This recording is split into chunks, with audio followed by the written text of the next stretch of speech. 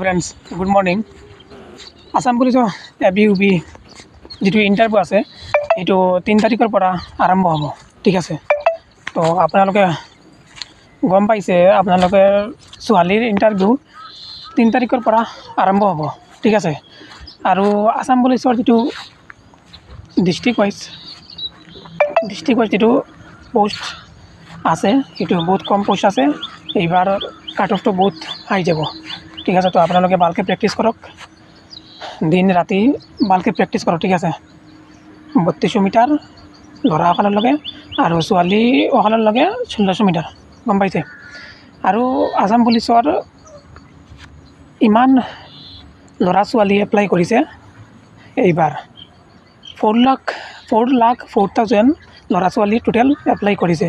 ঠিক আছে, আৰু 3,06,000 ল'ৰাসকলে এপ্লাই কৰিছে আৰু ছোৱালীসকলে এপ্লাই কৰিছে 98,000। ঠিক আছে, তো এইবাৰ কাট অফটো বহুত হাই যাব। জেনাৰেল OBC SC ST বহুত হাই যাব কাট অফটো।